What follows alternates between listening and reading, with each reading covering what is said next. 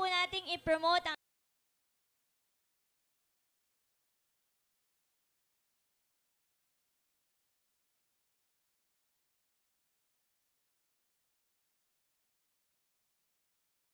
news and announcements po. Kung maaari po ay makinig po muna tayo and mag-focus po tayo sa ating screen. Patuloy po nating i-promote ang ating pong academy, ang JFA Anilao. And i-visit po natin ang Facebook page and i-share po natin yung mga posts no, ng ating JFA staff para po sa pag-promote ng ating school. Ang ating pong pasukan will be on August 29. Ma'am Nes, meron po tayong leaflets, no? So, if you could, magbibigay po si Ma'am Eunice later on.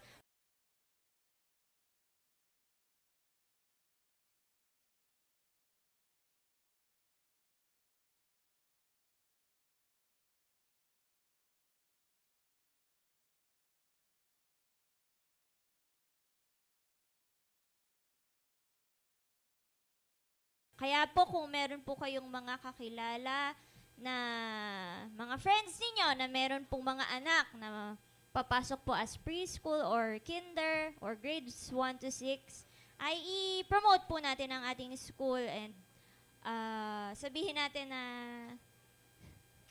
maganda po ang ang Jesus Lock Academy, no? Dito na po ang ating school, wala na po sa Anilao. So, promote po natin ito. And then, our prayer meeting po is, meron na po ulit tayong prayer meeting every Friday po at 5 p.m. Last Friday, wala po tayong prayer meeting because of the leaders team building. All of the leaders had a wonderful time and they feel, lahat po ba ng leaders, did you feel refreshed dahil po sa ating naging team building? Amen.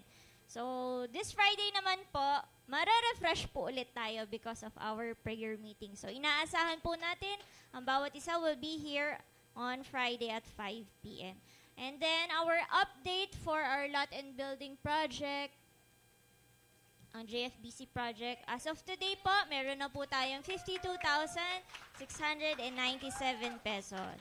Palakpakan po natin ang Lord for His goodness and His faithfulness in our lives. Patuloy po din natin ipag-pray and let's also be faithful in giving our tithes, our offering, and even our pledges for the JFBC project. Amen?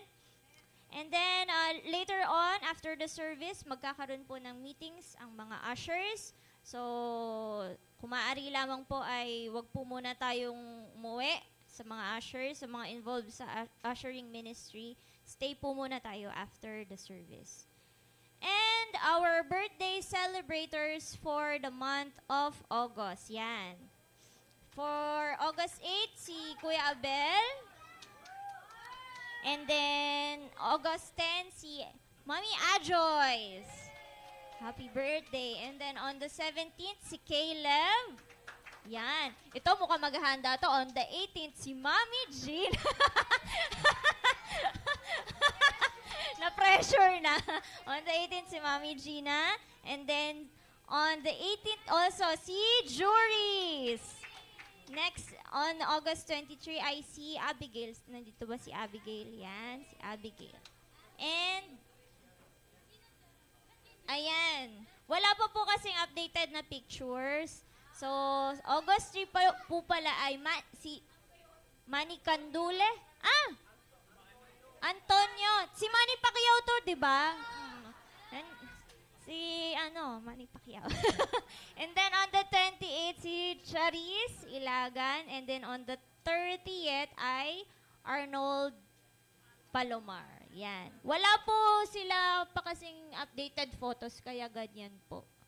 Ayan po ang ating mga birthday celebrators. Today, we'll give our tithes and offering. Very well. Welcome natin yung isa sa mga tinitrain sa ating music team, si Yesha. She will be playing the guitar this morning. So let's all give our tithes and offering to the Lord. Yan. Palakpakan nyo naman ang Lord sa buhay ni Ate Yesha.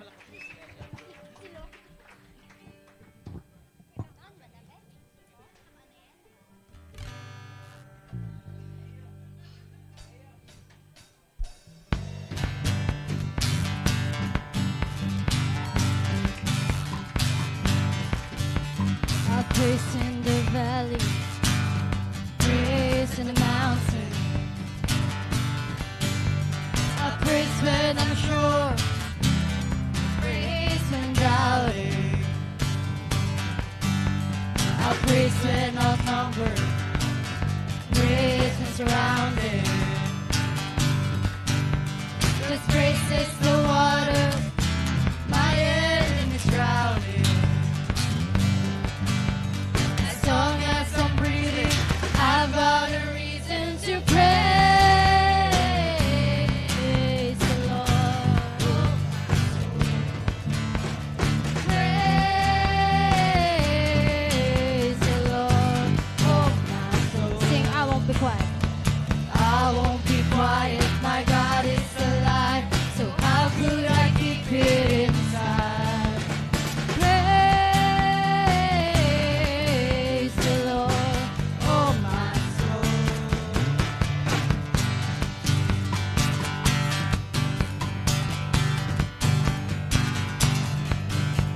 I praise 'cause you're sovereign, praise 'cause you reign, praise 'cause you rose and defeated the grave. I praise 'cause you're faithful, praise 'cause you're true, praise 'cause there's nobody greater than you. I praise 'cause you're strong, praise 'cause you reign, praise 'cause you rose and defeated the grave. I praise 'cause you're faithful, praise 'cause you're true, praise 'cause there's nobody greater than you. Praise the Lord, oh my soul. Praise the Lord, oh my soul. I won't be quiet, my God is alive, so how could I keep it inside? I won't be quiet, my God is alive, so how could I keep it inside? Praise the Lord, oh my soul.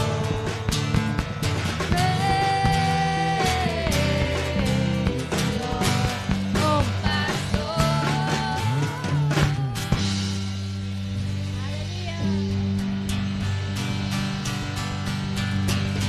Let's call on Pastor Mike as he preaches the word of the Lord. Thank you, Lord.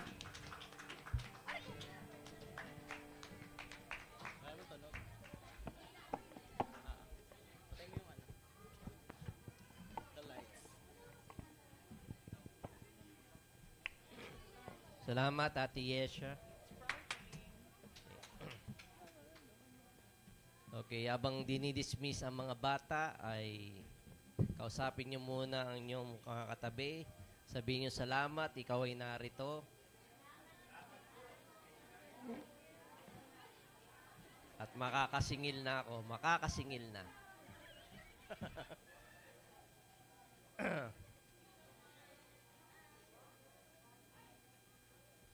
Okay. My topic today is silencing your enemy. Kaya kung ang katabi nyo ay enemy ninyo, ay sabihin nito, mahimik ka muna, ha? At makikinig ako kay Pastor.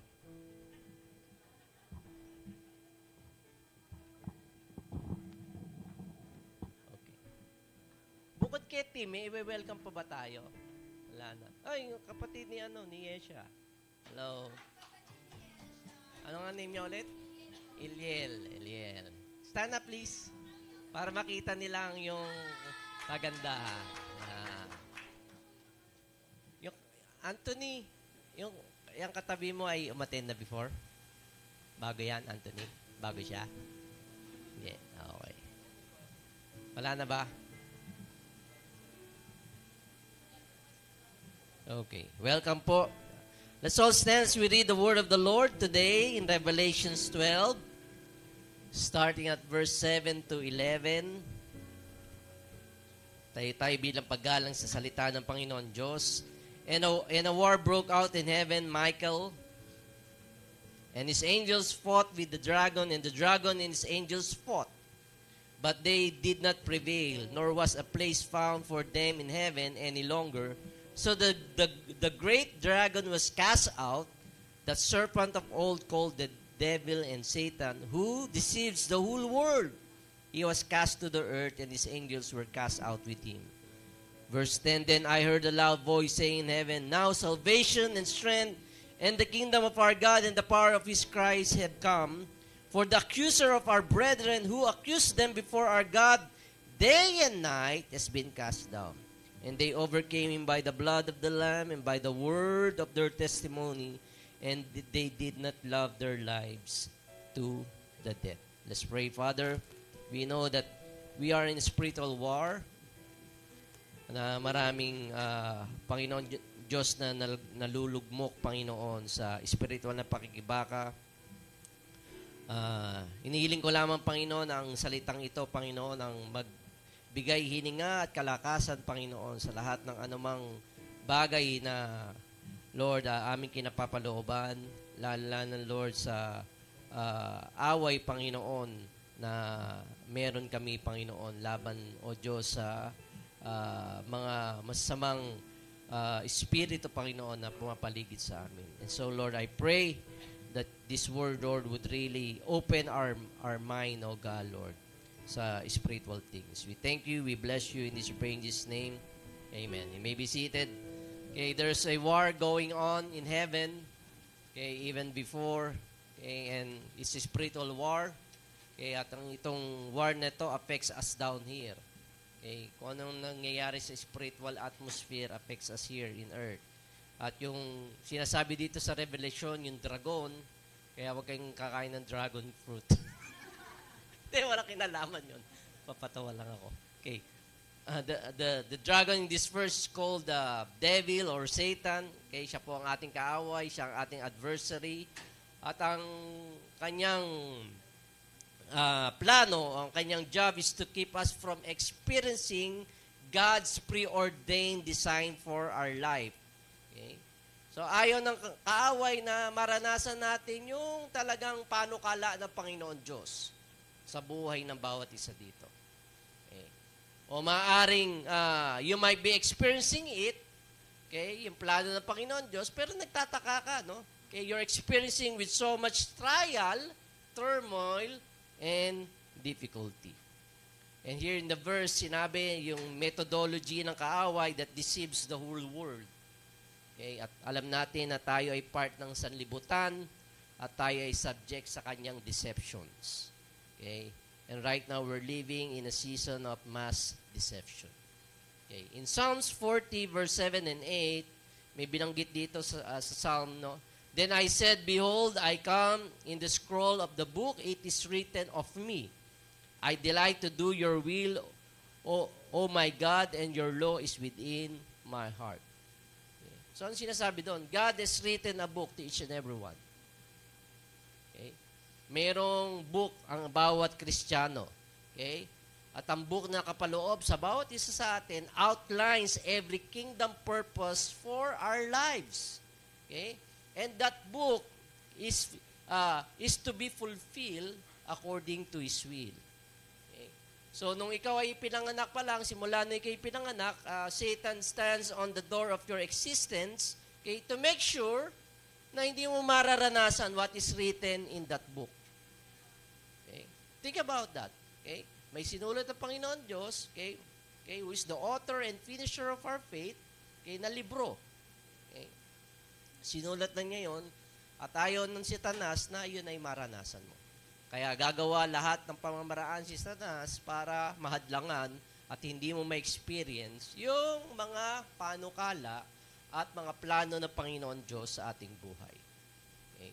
And so, siya po ay naglalagay ng mga karamdaman, sicknesses, discouragement, pain, relational breakdown, okay, outside of God's will. Wala yun sa sinulat na libro ng Panginoon Diyos para sa iyo. Okay? Pero yun ang ginagawa niya. Okay? Yun ang dala niya sa atin. Okay? At kaya kung ikaw ay kuha na niya, okay, He wants to take you to an early grave. Always remember, He came to steal, kill, and destroy. Okay? So, nais ka na niyan tapusin. So, His very goal is to deny you what is written in your book. So, This is where God laid down His kingdom purpose for you. Okay? That He wants you to walk according to His purpose. Alam natin sa Philippians 2 verse 12 and 13 na sinabi dito, work out your salvation with fear and trembling. Tayo na naligtas, we still have to work it out. Okay? Hindi natin, ibig sabihin, we don't earn, okay, na tayo ay niligtas ng Panginoon Diyos. Okay? Ang Panginoon Diyos ang may gawa noon. Kaya ang Panginoon Kristo ang gumawa ng ating kaligtasan. But you need to work it out. Okay? Which means, for it is God who works in you both to will and to do for His good pleasure. Okay? Kasama mo ang Panginoong Diyos dito na tinutulungan ka to live, okay, a godly life. Tinutulungan tayong mamuhay bilang mga banal. Okay? Bilang Kanyang mga anak. Because we are created for God's purpose, we are redeemed for God's purpose. Tayo nilikha para sa layunin ng Panginoon Diyos at tayo niligtas para sa Kanyang layunin. Kaya lang okay, ang kaaway ay gumagawa ng mga trick, okay, para tayo ay mabait, okay, mabitag sa lahat ng kanyang mga schemes. Okay, maybe individually, sa inyong sarili, maybe with your family, o kung ikaw ay may asawa, sa iyong asawa, kung ikaw ay may pamilya, sa iyong mga anak, okay, kung ikaw ay nagtatrabaho sa iyong kapwa katrabaho, okay, at kung ikaw ay mananampalataya sa iyong kapwa mananampalataya. Ginagawa niya lahat ng pamamaraan. Minamanipulate niya ang mga bagay nito. He's trying to twist you, okay, in order for you na maakusahan niya. Okay? So pag ikay nabitag na sa kanyang mga trick, akusahan ka niya. Naunawaan niyo po ba ang aking sinasabi? So, inaakusahan ka niya doon sa ginawa niyang bitag para sa iyo. Okay? And in the Bible that we had read, for the accuser of our brethren, which is Satan, who accused them before our God day and night. So, hindi tayo tinatantanan. Kahit ikay tulog, okay, kahit sa panaginip mo, inaakusahan ka ng kaaway. So, pag sinabing accuse, ito ay legal term, no? Okay? Ikaw ay akusado. Okay? Ito ay ginagamit sa courtroom, sa batas at kung ikaw ay may kaso. So, nais ng demonyo na tayo ay kanyang talunin legally. Okay? So, he accused us before the presence of God day and night. And he does it to the whole world. Hindi lang tayo mananampalataya, pero maging yung mga di mananampalataya. Para doon sa mga di mananampalataya, ang ginagawa ni Satanas, he won't permit them to become Christians. Hinahadlangan nila na sila ay hindi makakilala sa Panginoon. At tayo namang mga Kristiyano na tumanggap na sa Panginoon Diyos at alam ang kalooban ng Diyos, okay, ang gusto ni Satan is that we are not going to fulfill the plan of God in our lives during your time here on earth. Naging Kristiyano ka nga, pero okay, nais niya matigo ka agad. Okay. Sino dito nais matigo ka? Wala pa naman, no? Okay. But there's the good news. Okay? At yung title natin, Silencing the Enemy, the Accuser. Nais nating patahimikin ang mga pag-aakusa ng kaaway sa atin. At ang Panginoon Diyos ay gumawa ng legislative mechanism, okay, which means He's giving us legal right, okay, in order for Him robbing us of God's will, plan, and purpose sa ating buhay. At yun ang sinabi sa verse 11. Ano sabi sa verse 11? And they overcame Him by the blood of the Lamb, by the word of their testimony, and did not love their lives to death. Okay? They overcame Him. Yung katagang they overcame. Sila'y nanagumpay. In order to be an overcomer, you need something to overcome. Okay? Di ba?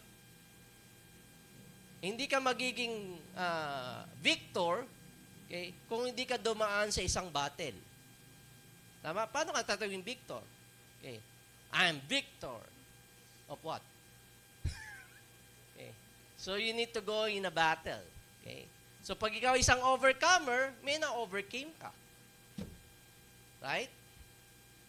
So you are to overcome the accusations of Satan against you. Lahat ng binabato niya akusasyon. Okay? So, ang ginagawa ng kaaway goes to the court of heaven. Okay? Lahat ng samot-saring akusasyon, okay, ibabato niya sa atin. Pero siya mismo ang nag-trick sa atin. That's why we committed it. Okay?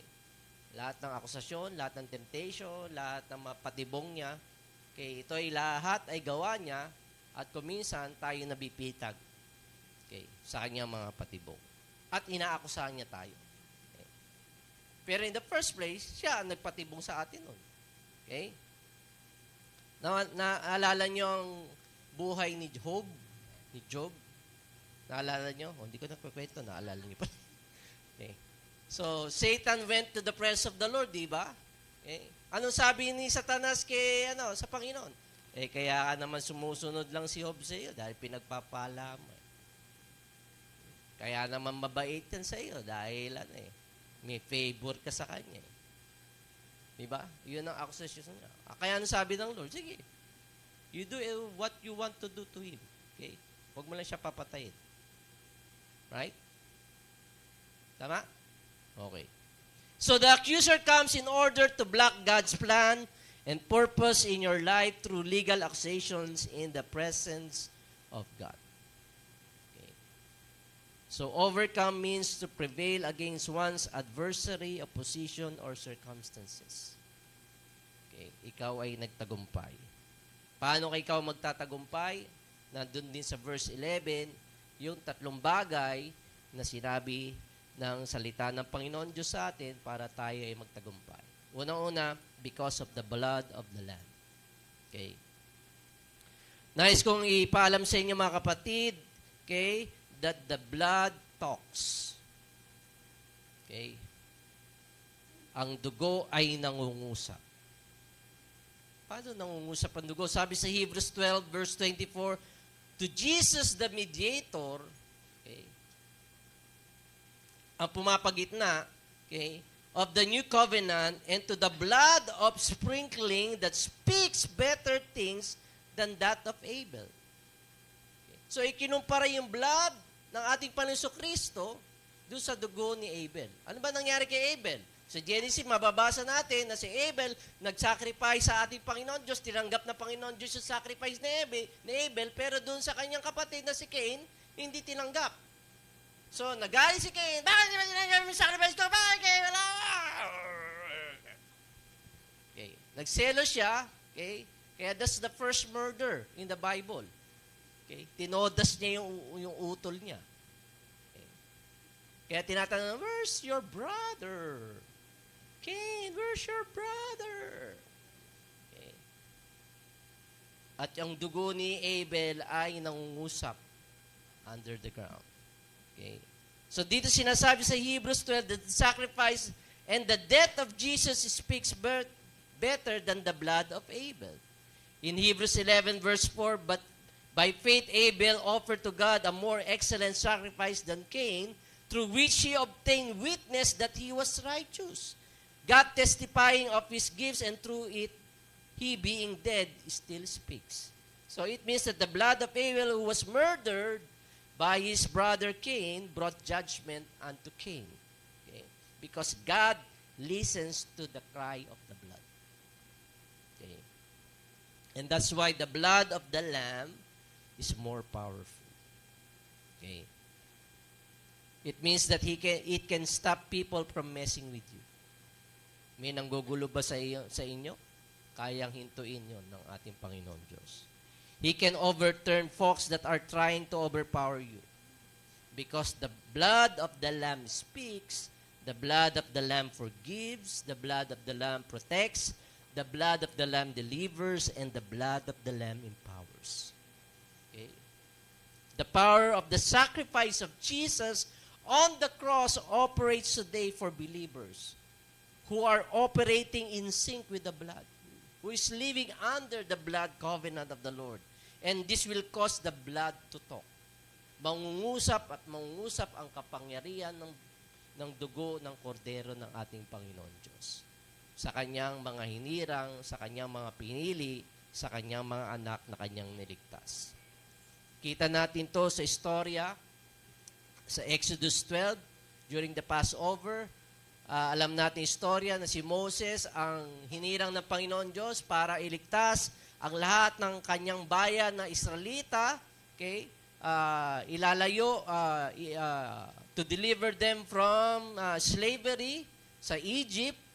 Okay? At ang Panginoon Diyos ay nagpadala ng mga salot. Okay? Lahat ng mga salot sa Ehipto lamang. Pero doon sa place kung nasaan na doon ang mga Israelita sa Goshen, okay, hindi sila apektado. Okay? Kumbaga sila ay protected. Pero buong lupain sa Egypt, apektado ng salot. Maliban dito sa ika-10th na salot. Okay? The killing of the firstborn. Kaya instruction ng Panginoon Diyos sa kanila, okay, you need to slay a lamb, kinakailangan magpatay kayo ng kordero, at yung dugo ay ipahid ninyo sa inyong mga hamba ng pintuan. Okay? At pag dumating ang anghel ng kamatayan at nakita ang dugo sa hamba ng inyong pintuan, okay, that angel of death will pass over your house. So, hindi niya kayo gagalawin. Dahil na-identify nung anghel, okay, na you are covered by the blood. Okay? At dito nakikita natin, dito, inihambing, okay, ang bagay nito. So, it means that what's happening to them is not going to happen to you. Kung ano yung mga malalang nangyayari sa kanila, hindi mangyayari sa iyo. Why? Because you're covered by the blood of the Lamb. You identify yourself with that. So what you see in the blood is the identification of sacrifice. Okay? Yung kanilang pinatay na kordero at ipinahid ang dugo sa doorpost, it speaks of the sacrifice of Jesus Christ on the cross. The blood refers to the sacrificial life and work of Jesus Christ on the cross. Naunawaan niyo po ba ang aking sinasabi? So if God doesn't see the blood, then you don't have power in the court. Wala kayong kapangyarihan. Okay? So no blood, then there's no respect. Okay. So you need to be covered under the blood of Jesus Christ. You need to identify His work on the cross of Calvary. Colossians 1, verse 13 to 14 says, He has delivered us from the power of darkness, okay, and conveyed us into the kingdom of the Son of His love, in whom we have redemption through His blood, okay, the forgiveness of sin. So we've been delivered to the power of darkness, to the blood and the forgiveness of our sins. And in Colossians 2, verse 30 to 14, and you being dead in your trespasses and the uncircumcision of your flesh, patay daw tayo sa ating mga kasalanan. Okay? He has made alive together with Him.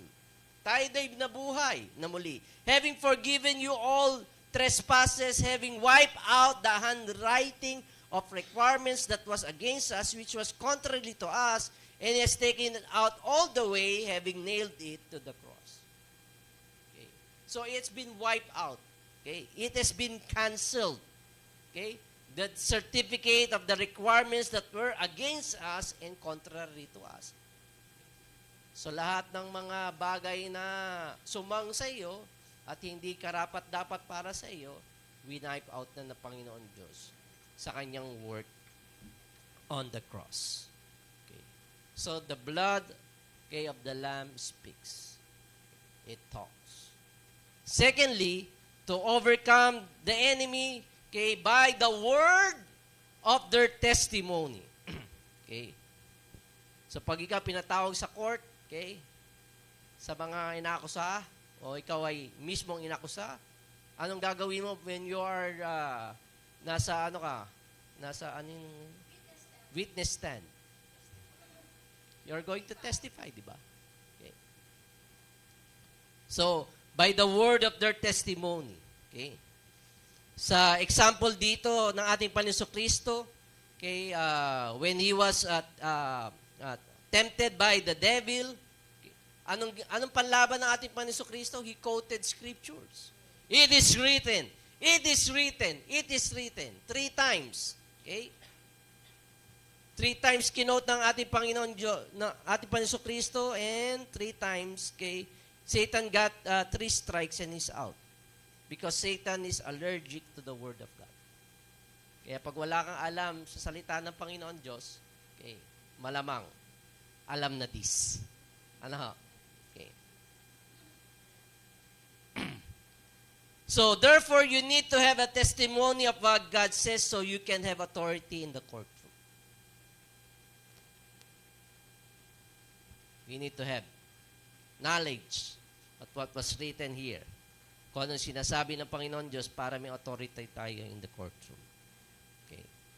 Another example is that when Moses sent his 12 spies in the promised land, okay, nagpadala si Moses ng 12 tiktik para tiktikan ang lupang pangako.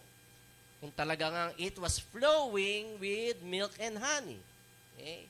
And nung mag-report back na sila, okay, sabi nung 10, we cannot do it.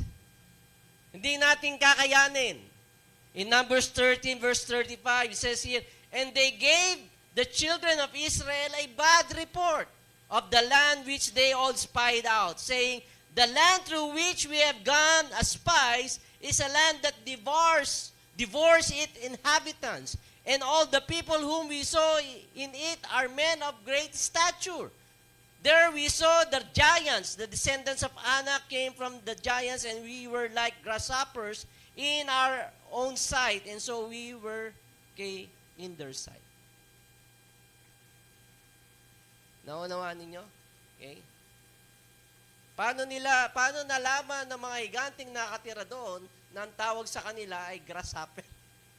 Hindi naman nila nakausap. Meron bang tik-tik na nagpapakita sa kaaway? Meron bang spy? Espiya ako! Anong tingin mo sa akin? Okay.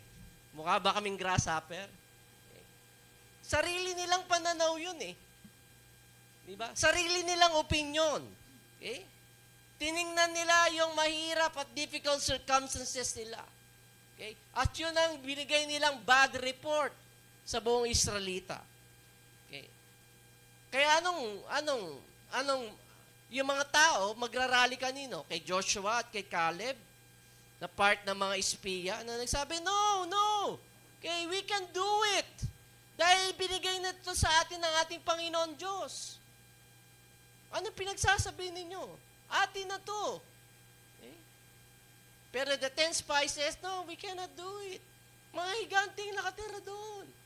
Mga tipaklong lang tayo sa kanilang mga mata. Okay? Pipirisin lang tayo nila. Titirisin lang tayo nila. Okay? And so they gave bad report, okay, to all Israel, at kaya okay, they won by human opinion. Lahat ay nagpasya na we cannot take the land. Okay, only Joshua and Caleb says, yes, we can do it. Dahil ito'y bigay na sa atin ng Panginoon Diyos. Okay. And so because of the bad report and not aligning to what God says, ano sabi sa kanila ng Panginoon Diyos? The land is yours. Inyo na. Pero because of the difficult situations na nakita nila, we cannot do it. Right? They don't align to what God says. Na sinasabi ng Lord, it is already yours. Okay? And because of that, it cost them 40 years of people's lives. 40 years. Silang paikot-ikot sa ilang. Right? Because what? Because in their book, okay, it is already written by the Lord that they are going to enjoy living in the land flowing with milk and honey. But because they don't believe, they don't align, okay, to what God says in their lives, those generation died. in the wilderness. Yung generation lamang ni Joshua at ni Caleb ang nakapasok sa promised land. The rest died in the wilderness. Okay. So I want to say to you, hindi ko kayo tinatakot, pero nais ko kayong takutin, you can die outside of God's plan. Okay. Pag wala kayo sa plano, wala kayo sa kalooban ng Panginoon Diyos, you can die there. Okay. Because maybe God wants for you to live 100 years. Okay. But it can be shortened for 50 years because you live outside of God's plan. Okay. So operating outside of God's plan with mere human wisdom, the devil will uphold you up in court. Bumabagal yung kaso nyo sa court of heaven. Okay. Napepending. Okay. Kaya anong ginagawa ni Satanas sa inyo? Day and night, night and day, inaakusahan niya kayo. So the word of your testimony means you must speak in agreement with God.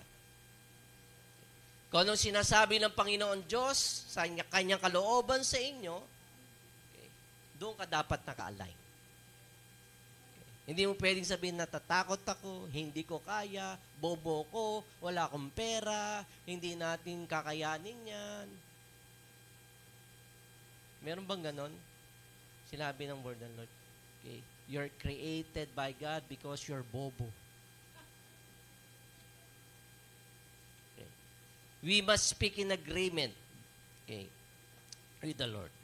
Okay. Another thing that I want to tell you is that, okay, or ask you, do you have a public statement of your testimony? Okay. Alam ba ng publiko yung patotoo mo? Kaya nga yung mga kabataan natin, pinagagawa ko sila ng testimony. Okay. Maaring wala ka pang gaano alam sa Bible, pero you can testify na chinange ng Lord yung buhay mo. Okay? At wala makaka-refute nun. So, ang ibig lang sabihin nun is that you must have the willingness to be publicly identified with Jesus Christ. So if you want victory over the devil, better not be ashamed to be identified with Christ. Nahiya ba kayong tawagin born again? Christian? So kinakailangan may yabang tayo, no? Kung nais nating maging proud tayo na tayo mga anak ng Diyos. Wala nang iba. Okay? Let people know that you belong to Jesus. I belong to Jesus. Can you say that? Oh, nasasabi niyo ba yan sa friend ninyo? Ha? Oh. Okay. Friend nyo ng mga loko, sasabihin, oy! I belong to Christ.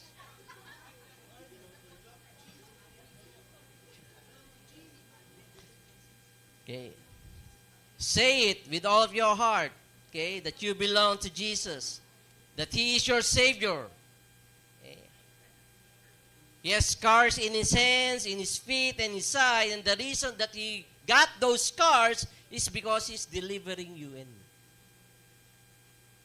Yung sugat niya sa kanyang kamay, sa kanyang paa, sa kanyang tagiliran, okay, nagkaroon siya ng sugat dahil nais niya tayong iligtas. Okay. And that's the word of your testimony. Kita, publicly, kita. Okay. Aninag na aninag that you are a follower of Christ. Okay. Christian ako eh. You know, I'm not a Christian ako eh. I'm a Christian. Maparte tayo, bebe pa.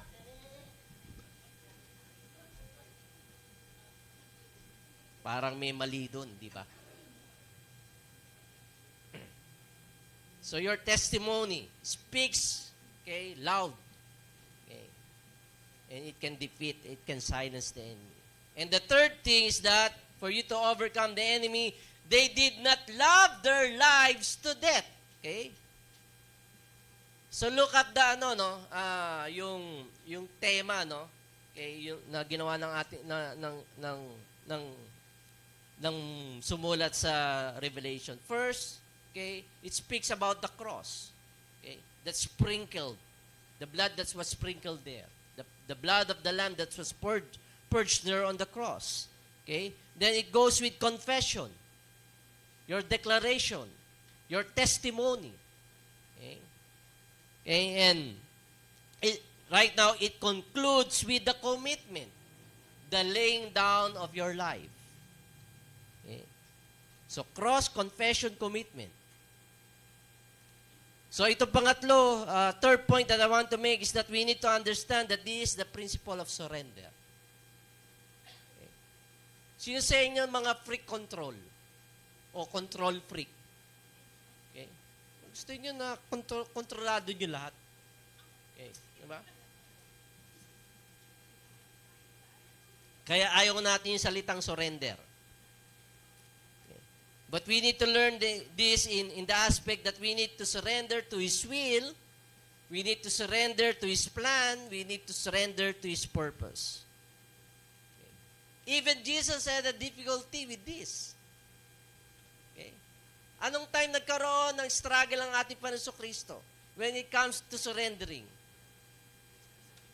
During the Garden of Gethsemane, di ba?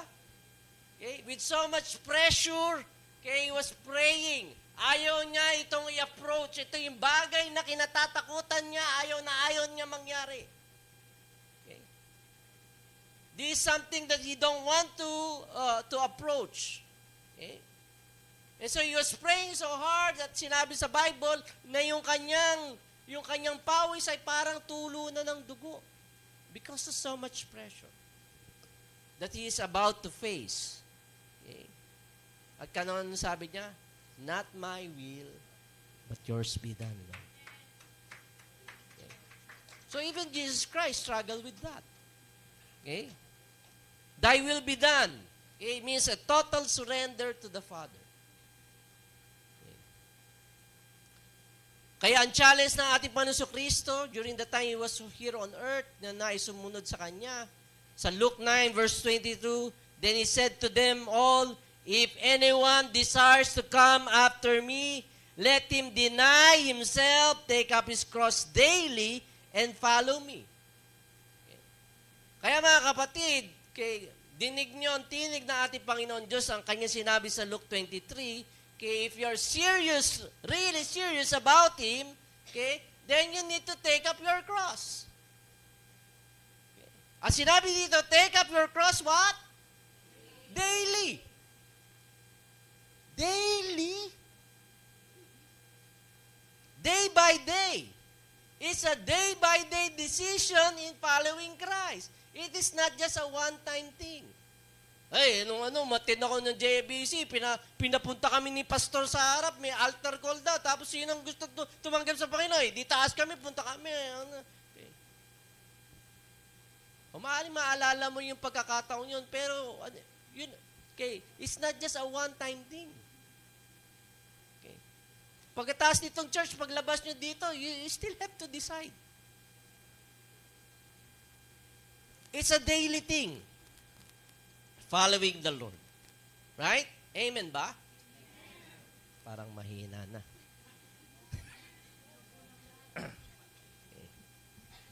Nung panahon na ang Panginoon Kristo ay binitbit niya ang krus, kaya he walked down to the road of Calvary, to the road of suffering. Ano accusation sa kanya? He was accused of being aversive to the Roman Empire. Okay? Na nag-aaklas ang ating Panginoon Kristo. Dahil tinanong siya, marami nagsasabi na you're the King of the Jews. Anong masasabi mo dito? Kayo na nagsabi niya. Di ba yung sabi niya? Okay. So they found him guilty for claiming to be the King of the Jews. An act of sedition for him to be executed. Kaya when Jesus carries cross, anong inilagay doon sa tuktok ng krus niya? King of the Jews. Okay. Hindi po yun, no? Hindi po pag-insulto, pero kung ano man ang akusasyon that you're found guilty, nilalagay nila. Okay? If you're a murderer, lalagay doon, murderer. Okay. So they put that the crime that Jesus committed on the cross. Pero dito sa Luke, iba yung sinasabi. Okay? It's talking about carrying your cross. Not the cross of Christ, but carrying your own cross. Okay? Meron kang krus na dinadala. Ay, malapit. Matagal pa naman pastor ang penitensya, di ba? Kita namin diyan, nagdadala lang. Hindi po yun sinasabi dito, no? Not literally. Okay? So the cross that was put on your back is that we identify with Jesus Christ. Okay? And that you are found guilty. Guilty of what? That I'm a sinner? No. Okay? You are guilty for being a Christian. Yun ang yung identification. That you are a Christian. Okay.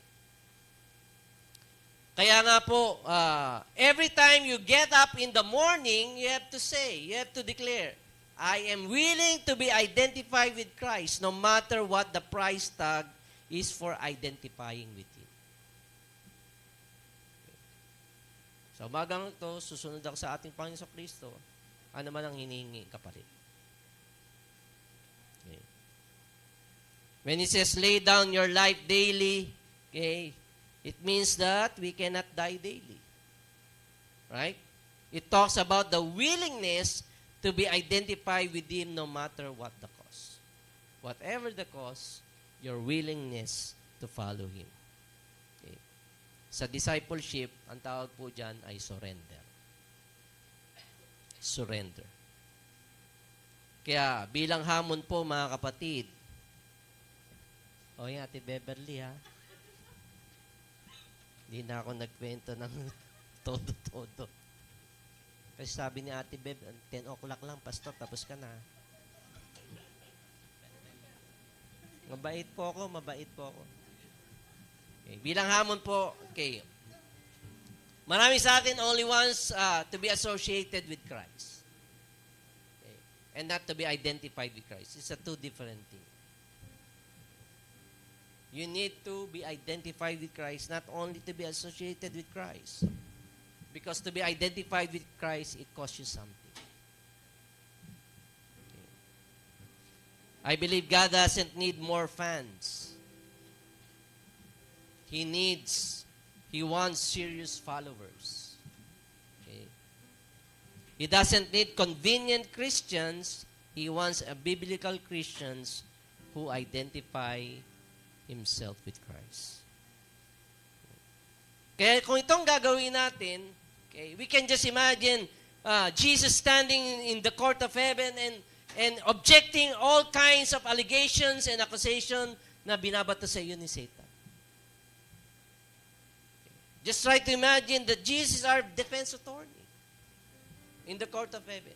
Ano man bato ng akusasyon ni Satan sa iyo, okay, our attorney is going to stand. I object it! Yun ang sasabihin. Okay. Because you identify with Christ. Listen here, brother and sister, you are not created just to be a churchgoer. Ang pagiging Kristiyano natin, hindi lamang sa four walls ng building na ito. Okay. You are created for a higher purpose. Okay. During our team building, okay, we heard a teaching of Pastor Jerome na sinasabi niya, mostly na yung mga characters na ginamit sa Bible, hindi naman sila mga full-time workers. They're just ordinary people that uses their gift, okay, doon sa kanilang vokasyon. Okay. The same thing. Okay. My job is for you to be equipped. Okay? At yung mga bagay na natutunan nyo, i-apply nyo wherever you are. Maybe you're in your work, okay, in your community, in your school.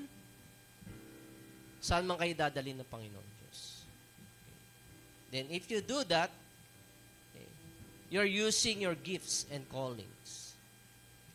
Right? Hindi lang po natin ginagamit ang gifts natin sa loob ng church, pero wherever we are. Okay? So you're not created just to be a churchgoer. Okay? Kaya my suggestion to you at ang hamon ko sa inyo, each day you get up and say, He died for me, and I will live for Him. Namatay ang Panginoon Jesucristo sa akin, kaya mamumuhay ako para sa Kanya. That should be your main agenda every day of your lives. So when you do that, the text says, they overcame Him. Pagod na ba kayo sa ginagawang paninira ng kaaway sa inyong buhay, sa inyong pamilya, sa inyong mga mahal sa buhay? Three things we can overcome. We can silence the enemy in our lives. Okay. It's through the blood of the Lamb, by the word of our testimony, and even our total surrender to the plans and purpose of God in our lives. So you will come out as a victor and stop becoming a victim. Why don't we all stand, okay, and worship the Lord? We're going to have our Communion Sunday. This is the first Sunday of the month. Sineselebrate natin at kine-commemorate natin ang ginawa ng ating Panginoon Kristo sa krus ng Kalbaryo. Okay? Kaya, why don't we come before the Lord and worship Him? Hallelujah. We worship You, O God, Lord.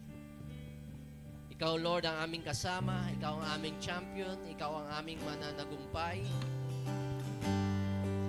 Let's sing it. tried so hard to see it. Took me so long to believe it. You choose someone like me to carry your victory. Perfection could never earn it. You will, we don't deserve it. You take the broken things and raise them to glory. You are my champion. Giants fall when you stand undefeated. Every battle you won. Declare it, I am. I am who you say I am. You crown me with confidence. I am seated in the heavenly place, undefeated, with the one who has conquered it all. Hallelujah. Father, we come to You right now. For I received from the Lord that was passed on to You. The Lord Jesus, on the night He was betrayed, took bread, and when He had given thanks, You broke it and said, This is my body, which for you do this in remembrance of me. In the same way, after supper, He took the cup, saying, This cup is the new covenant in my blood. Do this whenever you drink it in remembrance of me. For whenever you eat this bread and drink this cup, you proclaim the Lord's death until He comes. Brother and sister, tuwing first Sunday of the month, kina-commemorate natin, we're having the partaking of the bread and the juice as we commemorate what the Lord has done for us on the cross of Calvary.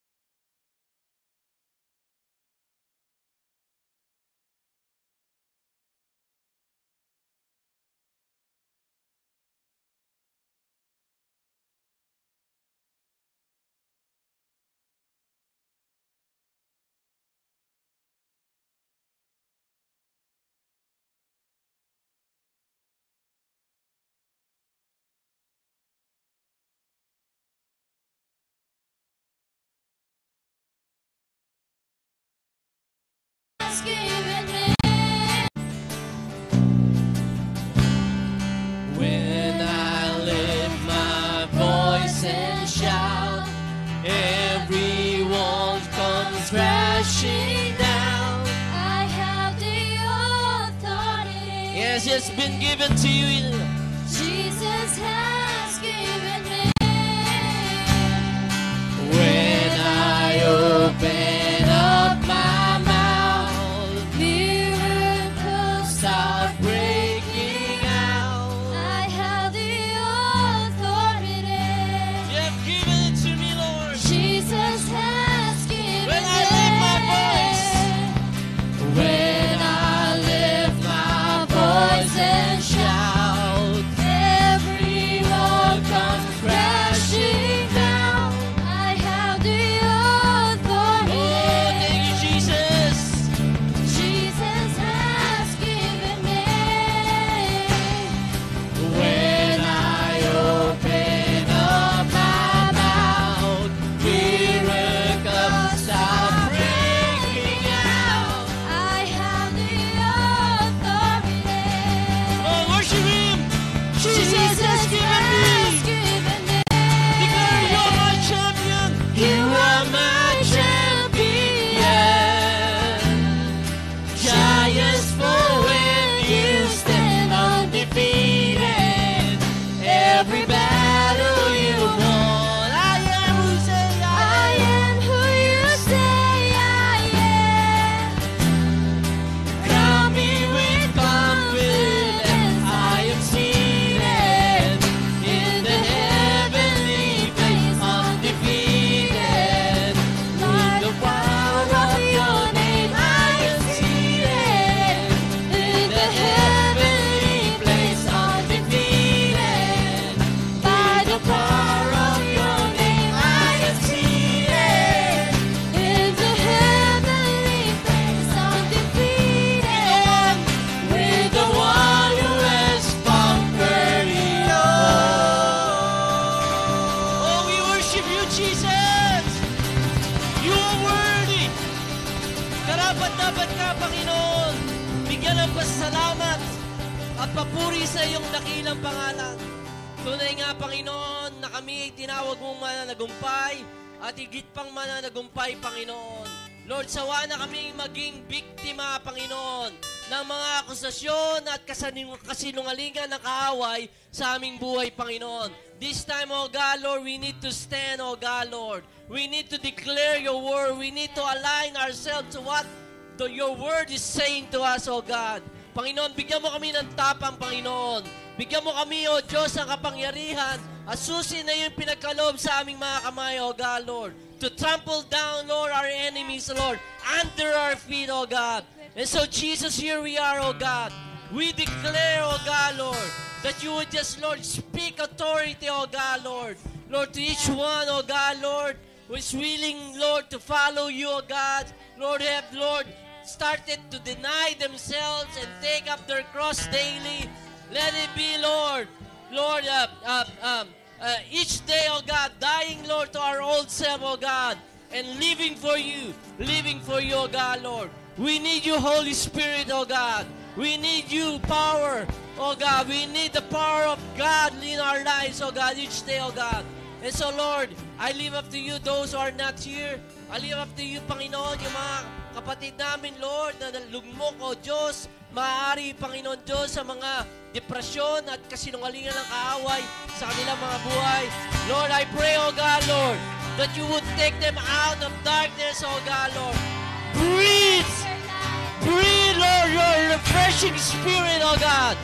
Lord, in their situation right now, in the name of Jesus, in the name of Jesus, Lord. I even pray, Lord, for those, Lord, na, Panginoon, lugmok, O Diyos, sa mga struggle, lalong-lalo na, Panginoon, maybe, Lord, in the area of lust, Lord, in the area of pornography, O God, we come against it right now, O God.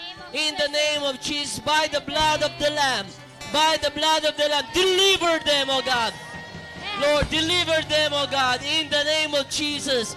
In the name of Jesus, O God. Father, I pray, Lord, that each one, Lord, would get out of this place and be able to walk publicly, Lord, identifying ourselves, Lord, in you, Lord, that we are Christians, Lord, that we are not ashamed, Lord. Lord, na tawagin mga Kristiyano, that we are not ashamed, Panginoon, that, Lord, to declare that we belong to you, Lord. We belong to you, God, Lord. Panginoon, yan ang aming identity, Panginoon. Kaya, Lord, salamat sa umagang ito. Lord, I pray that you're going to bless each one, Lord, as we get out of this place, Panginoon. And, Lord, for us to hear many, Lord, praise reports, oh God, especially, Lord, this coming Friday, Lord, sa aming pong pagtitipon, sa aming araw ng pananalangin. Kaya pagpalain mo ang bawat isa sa iyong papuri at karangalan. Ito po kami sa madalangin sa matimis na pangalan ni Jesus. Na magsabi ng Amen and Amen. God bless po.